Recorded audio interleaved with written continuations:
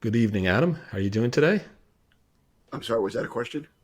Yes, that was a question. That's how we Yeah, start things off with a I'm with a doing nice little bit incredible. of, bit of, bit of banter. I'm Okay, doing incredible. excellent. I'm glad to hear it. I want to hear everyone's doing good. So we have a really exciting show today. I don't know if you heard. I'm sure you did that we recently hit the 10th anniversary of the Snowden revelations about government surveillance and spying and the internet and all. And a very big deal then, still a very big issue today.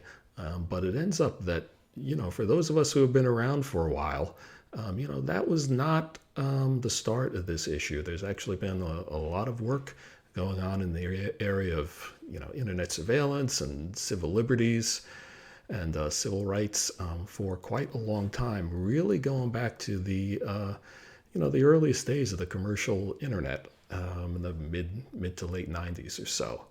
And so today we've talked about that before, and today we're going to talk about it a little more. And we are very lucky to have a guest on today who is, been in it really, I think, from the beginning, and is definitely an A player in this field. Definitely one of the most knowledgeable and impactful people in that whole area, I think. So today we've got Jennifer Granick. And Thank you for welcome, having me. Jen. I'm happy to be here. Great to see Yeah, you. you're making me feel old. Well, I was I trying to was do here that before the without internet. making you feel old, because I think we're actually the same age Yeah, too. we So I'm a might bit be. selfish in that You're myself. not. You're not the same age, Joe. You're like 63. She's like 25. Oh yeah, thanks, Adam. Let's just say we're all experienced. That's right. Yeah. We're I experienced. We're well, I don't know about you, but Joe and I qualified for AARP already to get the early bird special Oh on it. my God. I think when they send you the membership card, right, when you turn 50, yeah. I burned it. Yeah, well, I had felt old years before. The first time I really felt old was when I realized I was friends with my dentist, and then I'm like, oh God, it's all downhill from here. But It's when the doctor but who anyway. comes in is younger than you are, you know? Oh yeah, that's right. Totally. Oh, I remember that story about your dentist. She's the one that filled your teeth with the wooden fillings. Yeah, Oh like George Washington. yeah, thanks. That's you're right. Oh well. So yes, but yeah, so we got a lot to talk about. But first, since this is the cocktail hour, we are drinking today the French 75 as chosen by Jen because today is Bastille Day. Indeed. And you thought I thought a yes. French themed cocktail would go well with Bastille Day. So here we are. Um, Cheers. Cheers. Here we are. All right, cheers. It's delicious. That is good. I really am liking that. I never had this one before. So great. Thank Yeah. you. Good choice. And all right. So, yes, you've obviously been in the world of surveillance, and we've had the Snowden things and all sorts of stuff going Yeah. on. Talking about mass surveillance and civil liberties on the internet, and there's been a long history of it and stuff. But what's happening lately, I basically? mean, What are it's you hard to working on? Because I know it's a evolving It field, is. It very is. And it's evolving. hard to believe, that the Snowden revelations were 10 years ago. It seems much Yeah. more recent than that because, for those of us who were surveillance lawyers, before that, the Snowden revelations they were a revelation. It was, sort of a whole new category of information about what our government and other governments were up to. And I think it really unleashed this, sort of energy on the part of the civil liberties community to try to rein in these government excesses. And we're still fighting that battle, 10 years later, both with All right. things that Edward Snowden revealed in terms of, surveillance of our communications when we talk to foreigners, but also with new technology that has become adopted by law enforcement for greater use. And we're seeing real increases in some of the novel tracking technology, in use of some of the novel tracking technologies. And there I'm talking about things like geofence warrants or reverse search query searches or those sorts of things in particular. But I would say one of the big differences between when I started this career and now is the difference between kind of surveillance of individuals, like a kind of comprehensive surveillance of individuals, and what's happening now, which is technologies that allow the government to surveil people en masse as a giant group, and then, sort of either select suspects out of the group or, keep tabs on protests and social movements and, that kind of thing. So, I guess what I think is that we had all hoped that with the Snowden revelations, we could make things a little less scary. But maybe, as is just going to be true in my field, they actually are getting incrementally more scary. Yeah, that's kind of what worries me. I mean, and this has been on my mind for a while. I mean, I've worked in the field for a long time, at least on the technology side. I read your book talking about surveillance, which it's funny. I want to say I liked it a lot, but the truth is, whenever I read books in that genre, I feel this emotional mix of anger and depression at what's going You're on, welcome. and that was, you know, well, that's Great. art, I suppose, if you get Yeah, that should be a blurb on the something, back but cover. you know, that's really right. make people buy it. But also thinking that things. Well, the thing is, like, every time I read one, I read something in this area. It's like it ends up that, yeah, I learned something more. That means it was even more pervasive than I thought. That the controls that are supposedly in place are even less effective than believed. And that was what, 6 years or so ago. And I don't think things have gotten better in that time. I mean, If I anything, would say they've there are some eased up. signs of hope, right? Because the way I look at it is like, I'm a lawyer, but technology is a huge determining factor in terms of what our liberties and what our privacy look like. And for, decades, technology has made our private information less and less private. And the internet is just a huge, machine that collects data about us and stores it. And then, we have like all kinds of other technology, but there have been changes in technology that are making us safer today than we were before. And I'm talking about end-to-end encryption. So, when, WhatsApp becomes widely adopted and end-to-end encryption is turned on by default, suddenly hundreds of millions of people, and I probably got the numbers wrong, but I'm in the ballpark, like hundreds of millions of people, their conversations and communications are more safe than they were before. And when Meta ends up end-to-end encrypting Instagram and Facebook Messenger communications, again, it's going to be this sudden thing where people are able to have private conversations again. iMessage, again. So we have Right. things, you know, people are developing ways to do various analysis and metrics on anonymized data. So, I think we're there's a pendulum, and I think with some kinds of technologies we've got now, there's some pushback, and there is reason to be hopeful. So we can continue to wake up every morning and go to the office and continue with the job, because the law can only do so much. Technology itself is really important in that trying to strike that sweet spot between liberty and the government. So there was a certain person, I'm not saying which country, and he worked for a nation state, a friendly, and I was having a conversation with him on WhatsApp, and I was joking about something, and immediately he said, "Whoever's listening to this, that was only a joke," and this was on WhatsApp, encrypted end to end, and he was still Yeah. concerned. And I said to that person, Oh yeah. "Do you really think they're listening to you?" He goes, "During peacetime, during like wartime, whatever, they were listening to me. I think during peacetime they're listening to me too, or something Hmm. like that. So his feelings was even with encryption, they were listening to Yeah. him.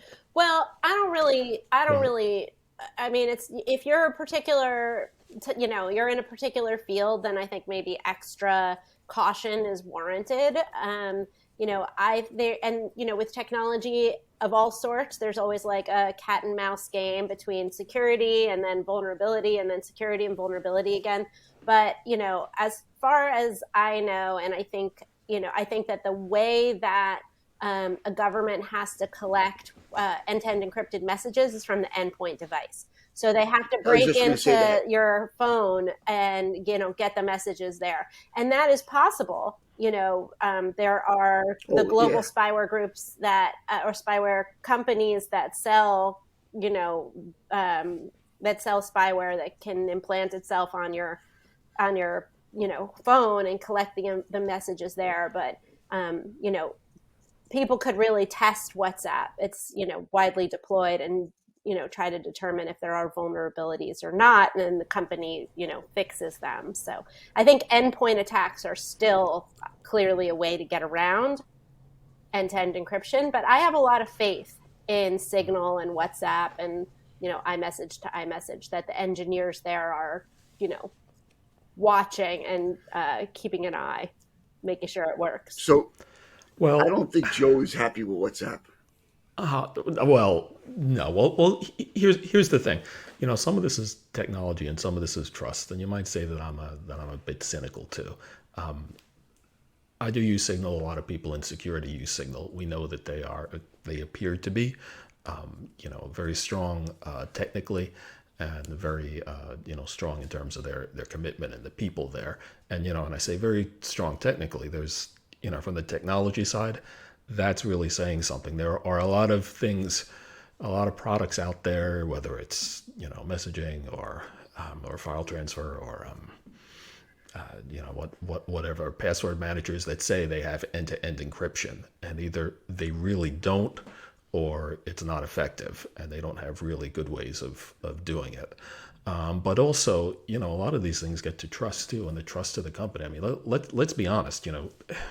I don't use WhatsApp. WhatsApp is owned by Facebook, not a company with the best track record in terms of privacy, and also not the best one in terms of working with the government either, that we're especially seeing lately, as we shoot this in July of 2023. I mean, people can So test. I'm still a little People, paranoid. Signal is open source. You can look at the code. People can test WhatsApp and see what it is. There's really no like percentage for Facebook to backdoor WhatsApp. They're using WhatsApp security to bring people to Instagram and to Facebook for messaging. They don't advertise against it. So I mean, skepticalness is warranted, but I think that if it drives you, It's if it drives, healthy. it's healthy. But what's not healthy is when skepticism drives people away from using the most secure tools out there because they're like, it doesn't matter. I can't believe in anybody. So you need. I don't think Well, I don't think you want to go that far.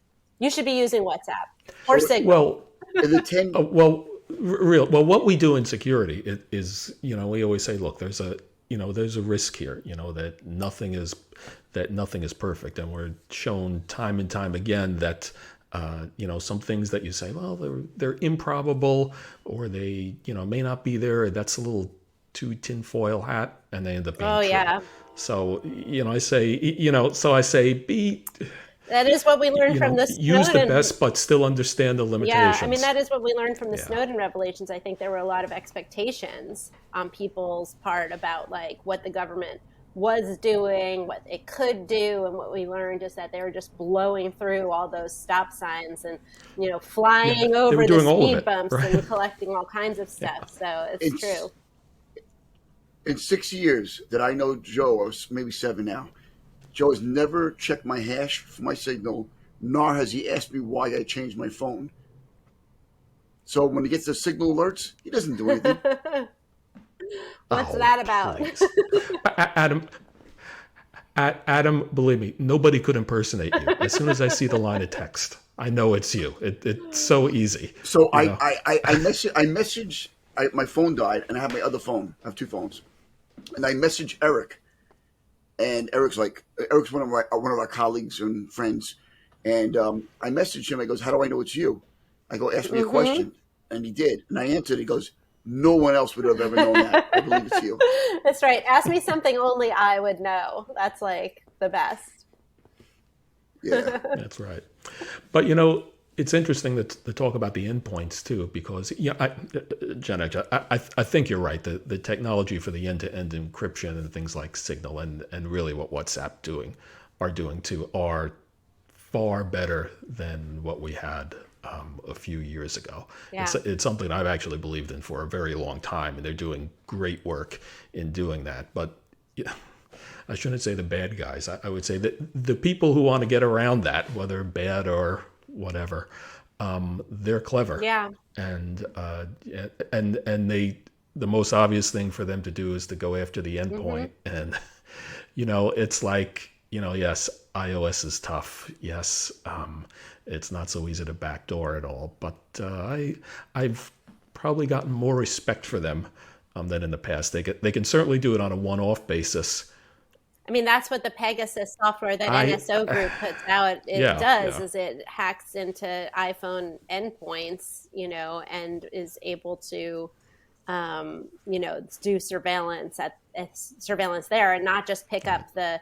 the encrypted messages, but also, collect information from your phone, from a phone, turn on cameras and microphones, stuff like that. And we're seeing Citizen Lab, which is at the University of Toronto, studies this kind of spyware, and we're seeing governments use this, not against terrorists, or not even against like foreign diplomats.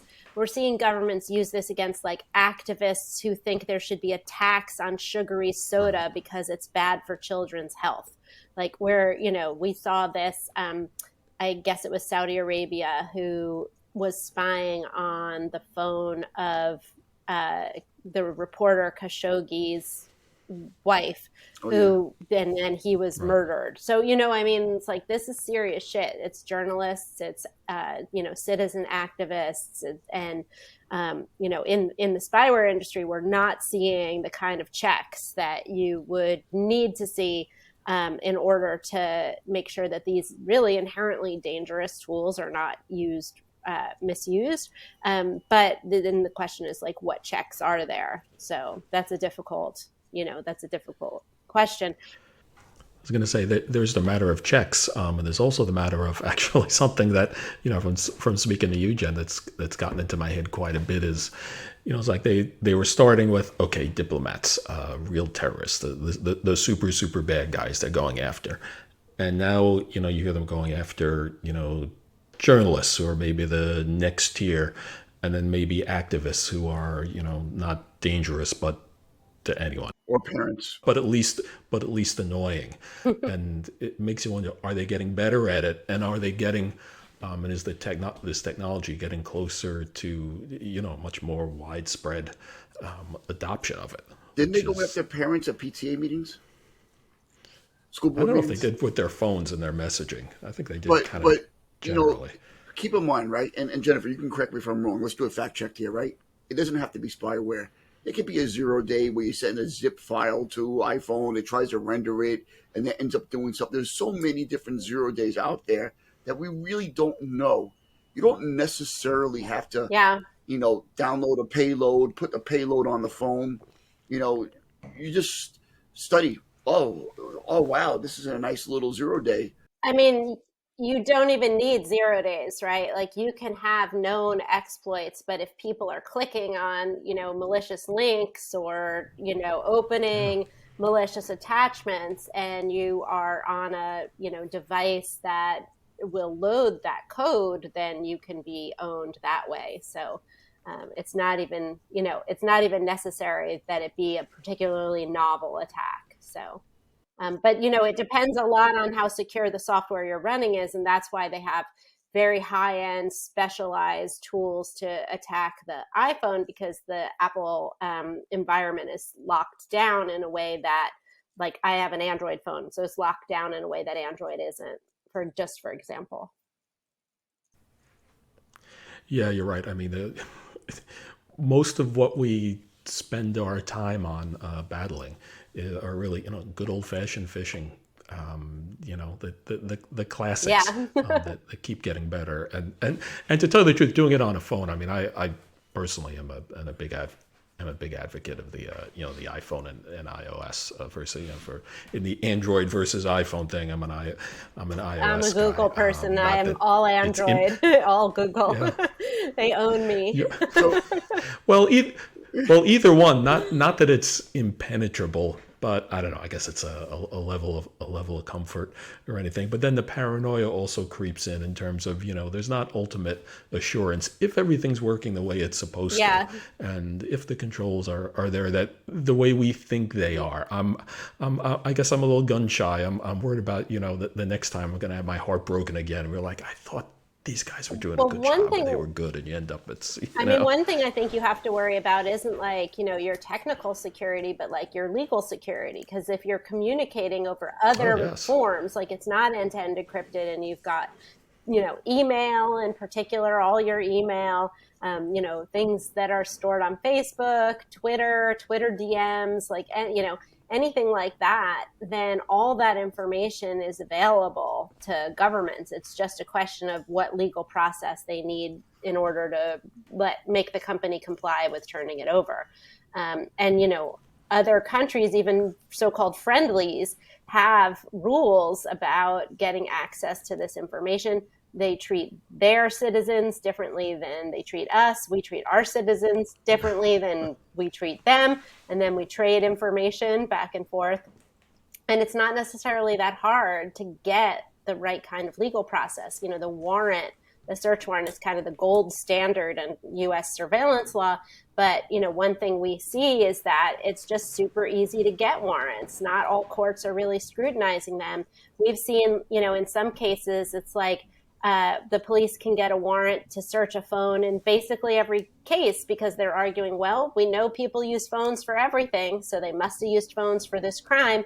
So we're going to look at the phone, and then they can look at whatever is there. Same thing with Facebook accounts or email accounts or that sort of thing. So one of the things we're working on at the ACLU, the American Civil Liberties Union, where I work, is trying to make it so that the law draws warrants more narrowly so that every criminal investigation is not like a fishing expedition through all of our information that's stored, on servers, with accounts that we've been using for the past, I mean, in my case, 85 years, but for the past, Oh, whatever it is. 85 years, wow. now I feel Well, bad. yeah. You look really good for Thank 85 years. you. But I'm going to tell you something funny, Jennifer.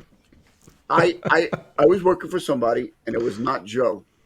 And what I did purposely was when I was communicating with a third party vendor working for a company, I said, I'm going to send you the password via Signal. And I sent the password via Signal.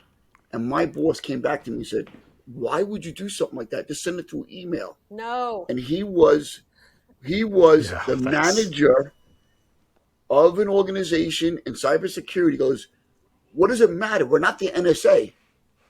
And I just kept my mouth shut. I mean, you're not But just people don't afraid of the realize NSA, right? You're afraid of the NSA, you're afraid of law enforcement, which could be threat actors, the everybody. FBI or local. And then you've got the people who run your email server and all the Exactly. nodes in between that are, able to look at something when it's not end-to-end encrypted. So, I get it. Servers encrypted. So most email servers will send emails encryption to encryption, but you don't always know where that email is going. You're not doing a trace from server to server to server.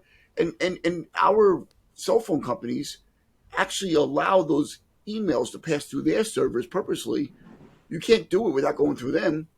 So somewhere or another, that text is going to be, you know, it's going to be there. And plus, you can't control what somebody does on their endpoint.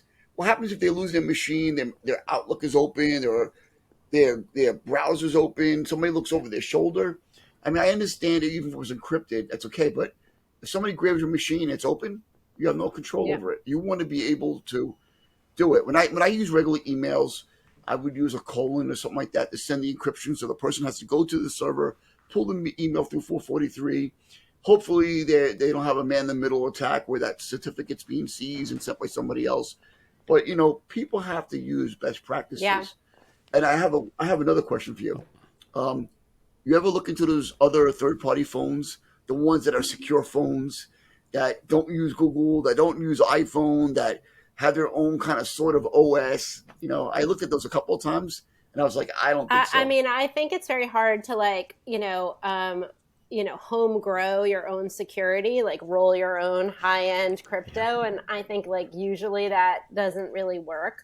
But one of the things that, we saw is there's this one case where, and I may be botching the facts a little bit, but I think it's really interesting just to show how, how invasive the government can be. There was a small company set of guys who were creating an allegedly secure phone to sell to allegedly criminals, drug dealers, and others. And they I saw caught that. one of the engineers for something. And they were like, okay, you're going to work for us now, or we're going to, you're going to go to prison for a long, long time. So he like went to these other people who were the customers of this, phone for criminals kind of company, and just kept selling the phone, even though it was backdoored in such a way that the FBI could get access to the information. And then at some point, the, sort of a international, authorities like cracked down on all of the people, or on like rings of people who were using these phones for various allegedly nefarious purposes. And it was really interesting because they constructed, I mean, it's like they flipped the engineer to become a state collaborator. They contrived the way that the data was transmitted in some way, which is so complicated. It's got to be to avoid some countries' laws about what you can and you can't do. And then they just basically were sitting on the wire finding out everything that these, people who were using the phone for illegal activity were doing. We don't know how many people were using the phone for legitimate, lawful activity, and what the government did with, what governments did with that information either. On the one hand, as somebody who likes hackers, I'm like, that's a good hack, FBI. Like, very impressive. And on the other hand, as somebody who's like, a civil libertarian, it's like something's not, respecting the privacy Kosher. expectations here. Oh And, yeah. I mean, if your MO is we flip engineers in companies, that, back to what you were saying, Joe, that is pretty scary. I mean, I don't think in a big company, like Meta or in Signal, where the source is, it's open source or whatever, that it's the same thing. But yeah, I mean, that's a crafty mode of breaking into stuff. Yeah, but here's the thing. How do the other side of that, the way I see it is, yeah, it's terrible. They got this criminal. They had to flip someone to get him to backdoor stuff. But so much of the stuff that's out there is already backdoored that they are getting done, that they do So, have access but to. someone backdoored publicly, like a certain proxy Yeah. in certain countries, you have to use that proxy through the government. You know what I'm talking Well, the about. funny thing is I've encountered that before with countries where they say, you have to use our internet provider, you have to use our you have to use our Proxy. Certificate our proxy authorities. server, our content filtering. Yeah, yeah, exactly. And the content filtering is funny because in these countries, very often their definitions of obscenity and what's inappropriate is very different Oh, from ours. You mean like absolutely. a regular But bikini? right, but in any case, we do that and we'd say this is I don't know. Again, maybe I'm a little too uptight about these things, but we say, that's so annoying, that's terrible. I feel so bad for these people having to do it. But in a sense, though, what they have is very overt, whereas where we have it, we really have largely the same thing, where all of our activity is tracked and collected. It's just it's, it's just not quite as obvious. Well, I mean, that's why we fight for specific, obviously transparency is a big deal, but we fight for specific laws that will, make sure that this type of surveillance is, only takes place where there's some demonstrated need and legitimacy, where, you have to go to a judge and as a law enforcement officer and explain why you want to have access to this information. One of the things Snowden revelations showed us is that they had, 800 ways to circumvent those legal protections. And so we keep trying to put more and more legal protections in place. It's not clear to me that for some things, even with legal protections in place, that the government's capable of or interested in complying. But, we have to use a combination of the tools that we have in order to protect people's privacy. And those tools are technology. Those tools are, the law also. So we, do our best. I think sometimes we just see that the law is not up to date enough to really protect us against the kind of surveillance that we're seeing. What I was going to say, how about this? The gentleman in California that did, I believe, the mass shooting, and his phone was encrypted, and they went to Apple and they said, unencrypted, help us. And we need to, protect the citizens. What are your thoughts on that? Is there times when they need to have access? Or I mean, I think that's a perfect example of overreach. So, the Apple versus FBI case, there was a shooting in San Bernardino, and one of the shooters, he had multiple phones, and one of the phones the government could not unlock, and so they brought it to Apple. And Apple was like, we can't do it with this version of OS. We're not capable of helping. And so the government chose to very, very publicly sue Apple. And I think that was a contrived effort. They thought that because it was terrorism related, that they were going to get a lot of support from the public. And I think they were very surprised that people did not support them and did not agree with the government's argument that Apple should basically have to build a whole new set of software that could be used to subvert security on any iPhone, because of this particular case. Ultimately, they were able to unlock the phone without forcing Apple to create a backdoor that could have been used by any government around the globe. And guess what? They found nothing there, which is not that much of a surprise because they had the other phones as well. They had to back down. So I think that they were, and people in other countries that form a huge part of Apple's user base were like, I don't want the FBI to be able to get into my phone, just by, sending an email to Apple or, loading new code that Apple didn't have to create. And I think there's like a real opposition among the public for rules that would force companies to create backdoors, either, sort of spur of the moment or basically, with design mandates. And there are countries, the UK and Australia in particular, that are looking at design mandates to try to prevent vendors from creating secure software, whether it's end-to-end encrypted or with, lockout mechanisms or that sort of thing. But I don't think that, in the scheme of things, when you have a vulnerable communications network, then you have hackers, stalkers, Exactly. identity thieves. And I don't think that that's legitimate. So I agree. Well, we can tell you, coming from security, something that we actually talk about all the time and we talk about on the show constantly is that, the hackers, the real bad guys, they will go after every weakness and they will find it. Every single one. They will find it. They will figure out how to exploit it. And if you put things in there deliberately, you're really making it easy. Yes, absolutely. Way easier than it needs to door, be. It is absolutely going to get popped. Right. There's no door that only the good guys can walk through. And I think one of the things that's particularly people, hackers, whatever, but like, what about other governments? There are other governments out there. They don't necessarily have the same protections for protesters or journalists or whatever that we do. So that's really that's once you have it, it's like the other governments are going to be like, you did it for this government, you've got to do it for us too.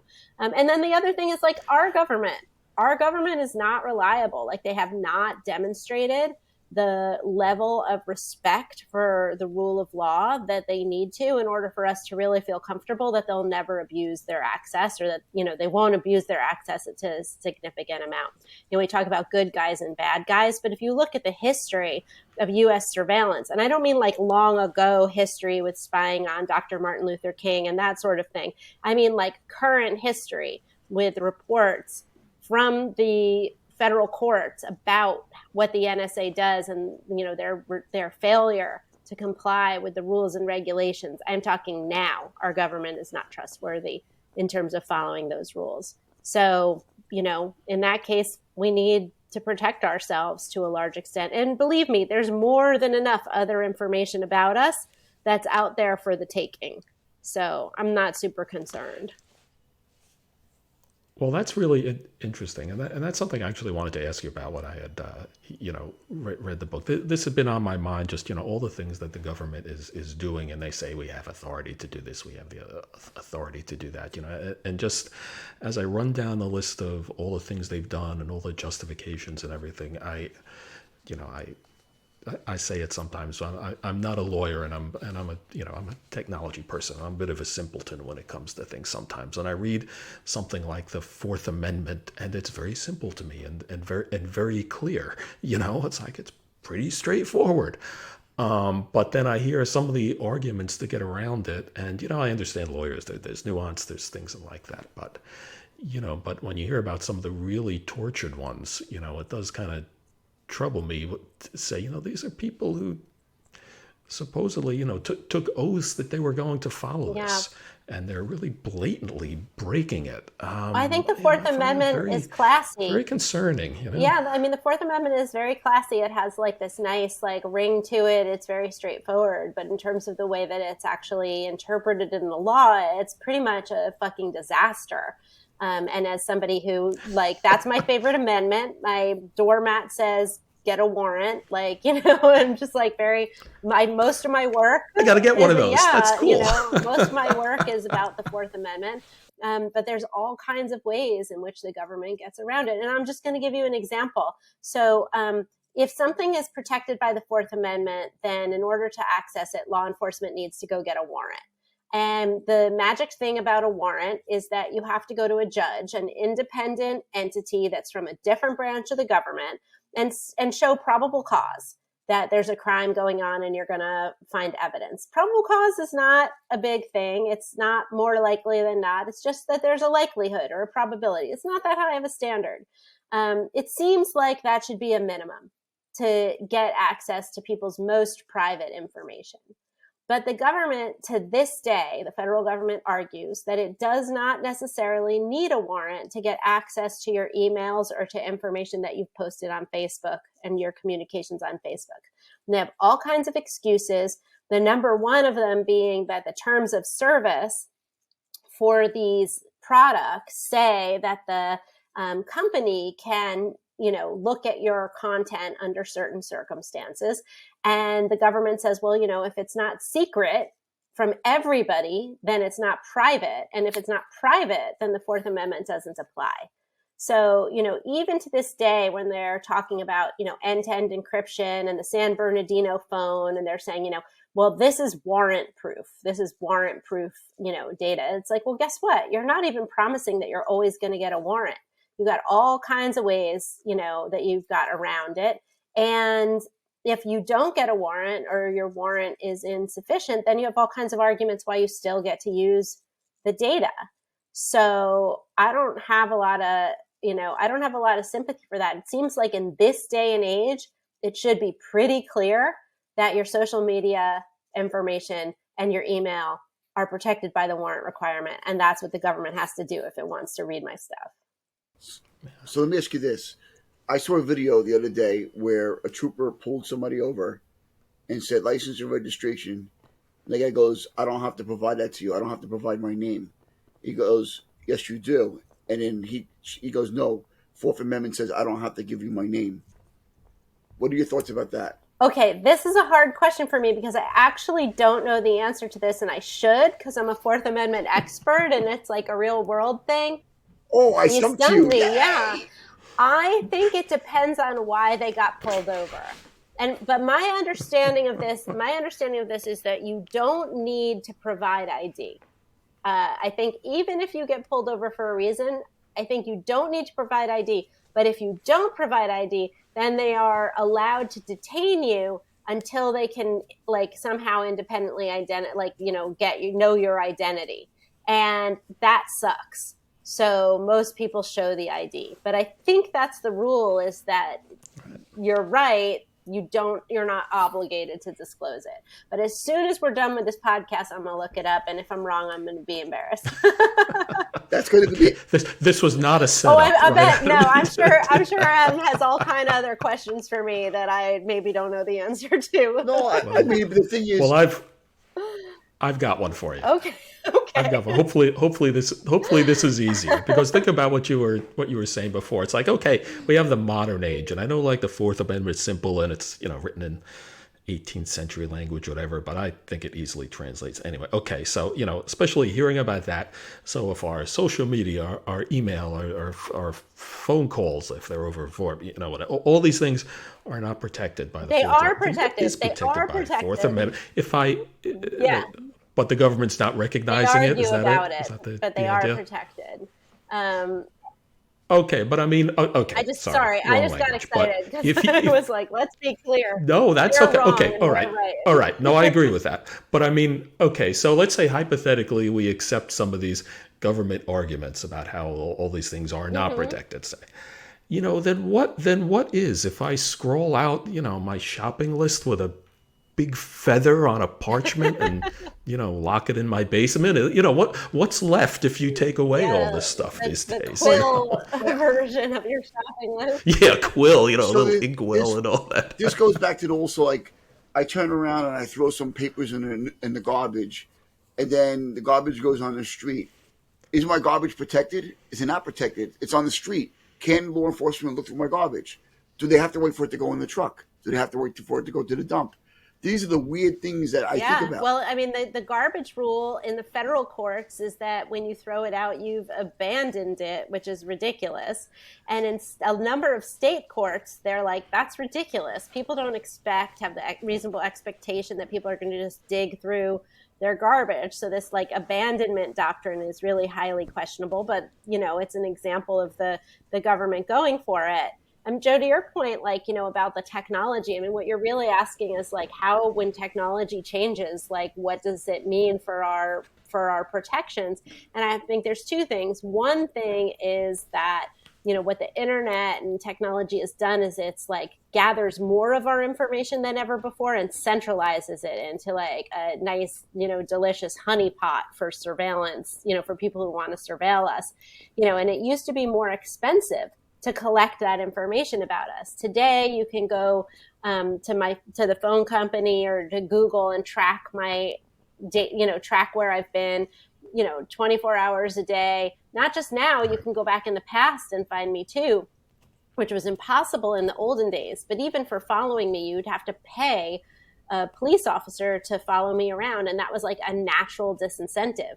Now it's like totally cheap. You just send some kind of legal process. It used to not even be a warrant, and you can follow me around. And so it's just cheap and easy. And so why not do it? So what we need to do, when technology's lowered the barriers, is that the law has to step in and do more. The law has to raise the barriers so that we have, at least the same amount of privacy now that we had, when the Fourth Amendment was crafted, so that we don't have to use a quill and an inkwell, in order to do stuff that, then can be private.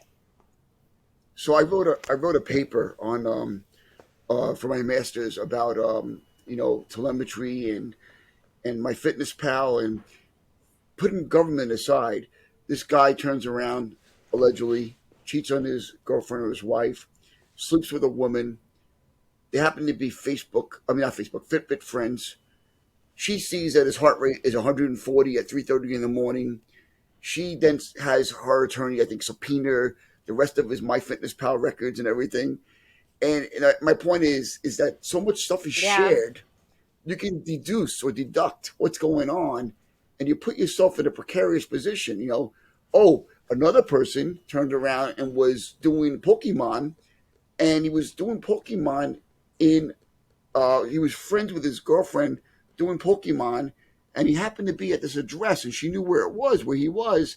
That was his ex girlfriend. She Mm-hmm. went to the house. I think she tried to kill him. But these are the things you got to like. People, Well, you're sharing so much well, information. it's like it's like that story about the Strava app where they were Yeah. able. Oh, the Yes, military, Yeah, exactly. the absolutely. Middle East, in the Where Middle the East, military running Right. around the yeah, scene. like where a bunch of people were running around. So, but yeah, I mean, I think your point is a good one. I'm a constitutional lawyer, so I worry about government access to information. But you're absolutely right. I mean, we're sharing more information with people than ever before too, and it has something to do with the relationship of husbands and or spouses, I'll say, and parents and their children and friends and that sort of thing. It's a different kind of society when we know a lot more about each other. I mean, personally, I think we have to be more kind with each other. Like when you can go back on Twitter and find some really embarrassing, cringy thing that somebody said like 4 years ago. I don't think, 10 years yeah. ago, and then they get And then they get fired. fired or they I've don't get a seen that. job. Like, I think we need to evolve beyond that kind of like gotcha culture, because we know so much about people now. We just need to realize that people are complicated. We don't always do the right thing. But yeah, I mean, it's an issue for stalkers, for, employers, for, all kinds of civil uses of this data as well. Redlining, sort of setting. I mean, another thing is like setting bail. Like, they now have these risk analysis tools that they put in data about you. And they're like, oh, we think this person won't come back to, court. And it's like, based on what? Just a bunch of data that's out there. And for people who don't generate that data, they get a different result, even if they're basically the same kind of person. So there's all kind of bias in the system, as well, based on what data is out there and, what can be collected. So it's So risky. if I'm trying to guess Ryan Reynolds' email address, is that considered stalking if I keep on emailing him? I think that no, because you keep emailing the wrong email address. So I think that's okay. What happens? Well, so if I Oh, so it's not like attempted murder. If you fail, It's it's not a attempted crime when it comes to stalking. stalking. Well, Is I'm that? sure once you get a hold of him, he's going to want to hang out. So I don't think that's stalking. I think that's going to be fine. I mean, listen, if he does do the podcast, so just so you know, and I'm digressing, I sent him an email. I'm like, dear Ryan Reynolds, I know you've become somewhat successful running, an okay business, and we would like to get some ideas about your cybersecurity business. I would like to get some ideas of how you're running cybersecurity for your businesses. We would love to have you, during your busy day. You seem to be so much successful, so we're looking forward to Oh, hearing yeah. I'm from sure you. he jumped I at that haven't heard from chance. him. Yeah. Oh yeah, yeah. Adam. Out of the 500 he gets every week, he's definitely going to go right to yours. I'm sure that's going to work out. Well, I'll get Ryan Reynolds one Whatever. day. Ryan. When you do, I'll be very impressed. I'll be frightened to find out how you did it. Then I worry Ryan, that I'm you if going did to you're get something listening to illegal. this But anyway, podcast, give Adam a call, please. and wear your Deadpool outfit when you do the podcast. Exactly. oh God. Okay. Well, when we start getting into Deadpool, I think we're headed for last call then. At this point. I mean, I have a last thing just I want to say, because I think that, you can talk about Please. technology and we talk about constitutional law, but ultimately our government is made up of people. And I think that people need to understand the power of the government and how much information about us is out there and how it's used to, to spy on protesters, to look for information about journalists, to kind of control or inputs about who can get a loan and how much and all sorts of things like that. And it's important. This data really belongs to us, and it's important to control the way it's used, not just like on a we can't protect ourselves on our own. So, we're going to have to look collectively, and that means looking to the law. So I think people should educate themselves. You've got to call your representatives when there are, bills that seek to tear down our privacy and get rid of encryption. They need to hear from us. And when there are, safety measures that are implemented, we need to make choices in the market and, otherwise to say like, these are the products and services that we want. So, I don't feel hopeless. I probably should, but if I did, I wouldn't be able to get up and go to work every day. I have what I like to call irrational optimism, but I think it is rational. So, we the people, we can do something about this. We just need to, kind of allocate a little bit of attention and make sure that the people who are representing us in government know that we're watching and that we care and that they better do the right thing by us. What are your 3 recommendations to the audience that's listening on how to protect themselves, whether it's government, whether it's Yeah. whatever? What should what are the top 3 anybody should do to protect their Yeah, privacy? I think that's a great question. It kind of depends on like what your threat model is. You know this from being in security. It's like, who am I worried about? Am I a 15-year-old who's worried about my mom? Am I worried about my boss? Am I worried about abusive spouse? These are all different things. But I would say like number 1, password manager. It's so simple, but like people should not Yes, be renewing absolutely. passwords or reusing passwords. They should not be sending them over email. It's like a password manager is an extremely important tool. Number 2, I would say, is to use end-to-end encryption whenever possible when you're having your communications. There's no reason why all of your conversations into eternity should be memorialized for somebody to, just like pick through later on. And then number 3, I would say security updates. Like when software gets insecure, there's vulnerabilities are found, and you should update your software because those are always improving your security as opposed to leaving yourself open to some like known vulnerability. These things sound simple. They're not super romantic or anything, but they're basic things that everybody should do. I was going to say you're absolutely right. We've talked about these things on the show, and we've also talked about how, doing security, a lot of it is not very whiz bang. A lot of it is kind of Common dull and sense. kind of grinding, and just remembering to do it all the time and not make a little exception. But yes, those things can make a big Mm-hmm. difference. And I'll add something else. If you're going to talk about technology, I'll talk a little bit about the Oh, legal fair side enough. too, the political and maybe the political side too. For all my talk of doom and gloom earlier, the truth is I think there is a lot more awareness than it used to be. People are getting more involved, and I think we are seeing more traction there, as you said, with the Apple case, people standing up, and I think even some of the things we're seeing lately. And you're right. That's the true path to change. This is not something that technology is going to Yeah. solve.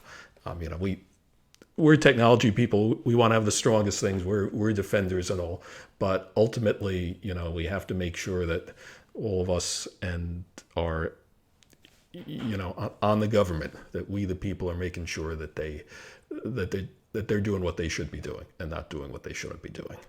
And so, So, Jennifer, get your you know pillow. I have more questions. I'm kidding. One more question. So we all talk about putting that little cover over your computer, your laptop, because no one wants to see the video. You don't want to get that sexploitation thing. But people forget that both your phone has an open camera all the time. There's no real camera covers for your phone, and audio is always a part that can be listened. Not only do we do it, not only can it be done covertly, it's done, I guess overtly or Yeah. regular, because your Google, your Alexa, and And everything Siri. else. Yeah. How can you best protect How can you best protect yourself from your phone listening? Oh, I need salami, and then 2 minutes later, an ad pops up that says salami. How do you protect yourself? Yeah. where do you get this stuff so Salami is really good. So I think about that a lot as well. that that could have a I lot of mean, meetings. You don't want the government hearing that. I used to have a little sticker over the camera on my phone, but you're right. Like, if you have those kinds of services turned on, it is a vulnerability. And, for me, like, I love technology. That's how I got into this field. So, I do all kinds of things that are not privacy friendly. I use Google Maps. I did 23andMe. Like, I like what I can get from giving away my privacy. And I think that's one of the reasons why we need to pressure companies to protect the data, by like not collecting it, not storing it, If they store it, delete it, data retention. If the government comes asking, make sure you require a warrant, like, encrypt it in transit, encrypt it on her server. All of that Storage, stuff. So yeah. it's like it takes a village to like make us be able to enjoy the benefits of technology without like everything just falling to pieces. So, I mean, So why hasn't GDPR come to the U.S.? I think there's a lot. I think I mean, it's different politics, I think, to a large extent. I think that we have like kind of a more free market kind of thing that has, I think our Congress is a little bit ineffective. Like it's hard for them to get things done. And I think we have some free speech aspects about like what you can do with people's data that kind of conflict with our notion of free speech versus theirs. So I think there's a couple of reasons, why that's true. They in Europe have, I think, more regulations of what companies can do than we do as a general rule here, just because of a kind of pro-business streak that I think is a little more strong here in the United States than in Europe. Yeah. I think it does reflect the culture and our feelings on it. And unfortunately, I would like it if we were more security conscious here, like over there, but we are, I suppose. And I complain about our law when it comes to government surveillance, but we have a lot of things here that are better than what various European companies or countries have. We at least, if a warrant is required, we, have a review by a neutral and detached magistrate from the judicial branch. Not all European countries even have that. It's the prosecutorial authority decides when surveillance is appropriate and not. So we have some benefits here that they do not. We have some things they have some things we don't either, but